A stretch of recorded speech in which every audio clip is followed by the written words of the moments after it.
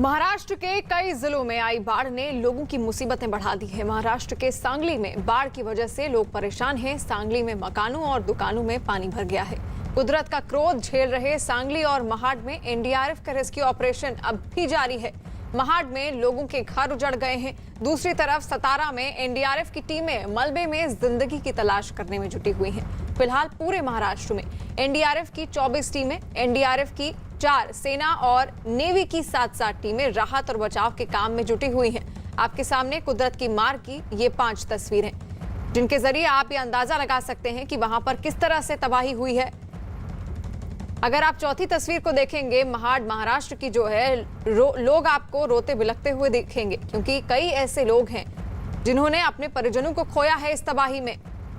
बीते 10 सालों का रिकॉर्ड टूट गया है और महाराष्ट्र में जिस तरह से बाढ़ आई है, कई ऐसे इलाके हैं जो पानी पानी हो चुके हैं, शहर डूब गए हैं और मकानों में लोग खुद को महफूज नहीं समझ पा रहे हैं। रेस्क्यू ऑपरेशन लगातार जारी है।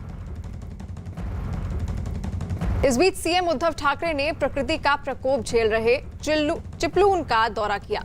उन्होंने चिपलून के बाजार में हुए नुकसान के बारे में लोगों से जानकारी ली। इससे पहले उद्धव ने बाढ़ के हालात पर अफसरों के साथ बैठक भी की। और ये तस्वीरें आप देखिए, चिपलून पहुंचे थे महाराष्ट्र के मुख्यमंत्री उद्धव ठाकरे, जहां पर उन्होंने जायजा लिया और पीड़ितों से उन्होंने मुलाकात की, उनकी तकलीफों को जानने की कोशिश की ताकि उनका समाधान हो सके और उन तक राहत पहुंचाई जा सके। महाराष्ट्र के सांगली में बाढ़ का सबसे ज्यादा असर देखने को मिल रहा है। सांगली के वालवा और शिरगांव दोनों ही इलाके पानी में समाये हुए दिख रहे हैं। मकानों और दुकानों में पानी भरा हुआ है। सांगली में मंदिर पूरी तरह से पानी में समाया दिख रहा है। वहीं खेतों में भी कई फीट पानी भरा है। सांगली में एनडीआरएफ रेस्क्यू ऑपरेशन में जुटी हुई है और न्यूज़ 18 की टीम भी एनडीआरएफ के साथ मौजूद है। ये तस्वीर देखिए आप, पूरा का पूरा शहर पानी पानी हो चुका है। पेड़ डूब गए हैं, मकान डूब गए हैं, घरों में रहने के लिए लोगों के पास जगह नहीं बची है, खाने पीने की व्यवस्था नहीं हो पा रही है, लोग परेशान हैं और अब भी वहां पर लगातार बारिश हो रही है। ये देखिए एनडीआरएफ की टीम किस तरह लोगों को वहां से बाहर निकालने की कोशिश कर रही है।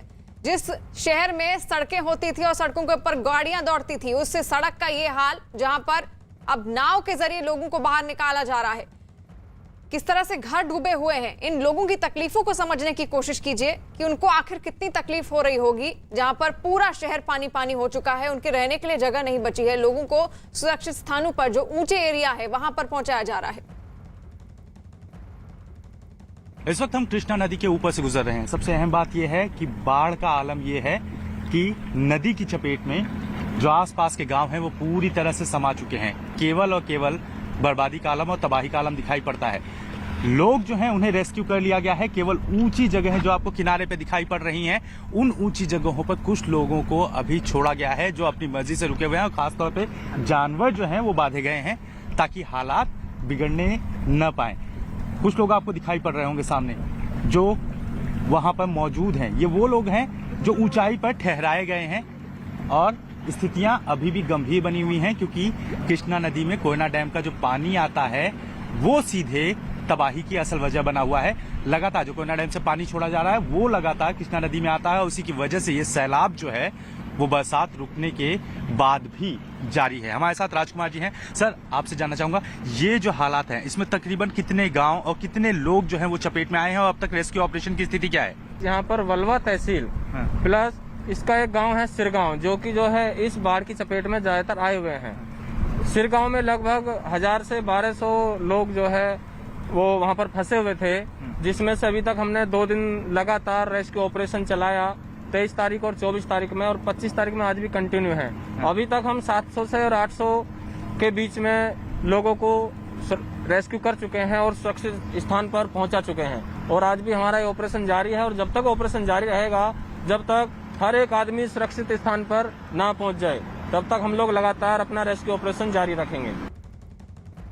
रेस्क्यू करके अभी लाए गए हुए लोग हैं जिन्हें सुरक्षित बचा कर लाया गया है। वालवा का इलाका हो, शिरगांव का इलाका हो, वहां से अभी भी रेस्क्यू ऑपरेशन जारी है। लोगों को सुरक्षित बाहर निकालने की कवायद जारी है।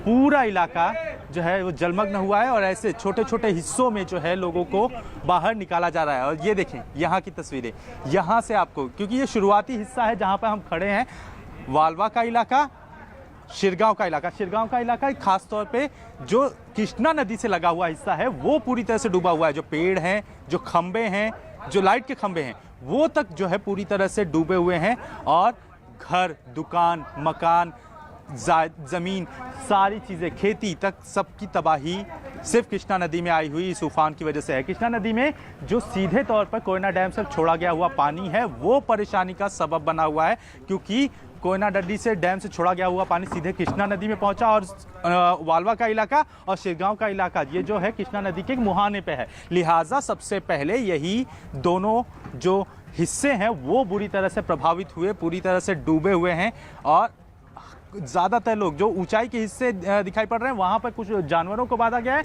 और ज़्यादातर लोगों को जो है वो सुरक्षित बाहर निकाल लिया गया है। किसी भी तरह की कैजुअलिटी जो है वो नहीं हुई है। एनडीआरएफ का ऑपरेशन अभी भी जारी है। 800 लोग जो है वो बाहर निकाले जा चुके हैं। जो महिलाएं हैं पहले उन्हें, फिर बच्चे और इसके बाद वृद्ध, और साथ ही साथ जो है अब जो बचे हुए लोग हैं उन्हें निकाले जाने की कवायद जारी है।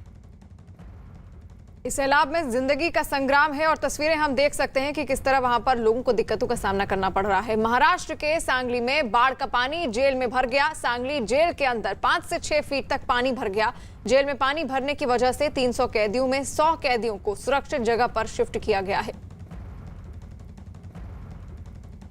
और ये देखिए जेल के अंदर की ये तस्वीर है जहां पर कैदियों को रखा जाता है और अभी वहां 300 कैदी थे, जिनमें से 100 ऐसे कैदी हैं जिनको बाहर निकालकर एक सुरक्षित स्थान पर पहुंचा दिया गया है। पास में ही एक स्कूल है कहा जा रहा है, वहां पर उनको शिफ्ट किया गया है। अब जेल प्रशासन के लिए ये बाढ़ चुनौती बन गई है, क्योंकि आखिर जहां पर कैदियों को रखा जाता है वहां पर अब पानी की ये तस्वीर आप देख सकते हैं, अंदर तक पानी भरा हुआ है। उधर केंद्रीय मंत्री नारायण राणे और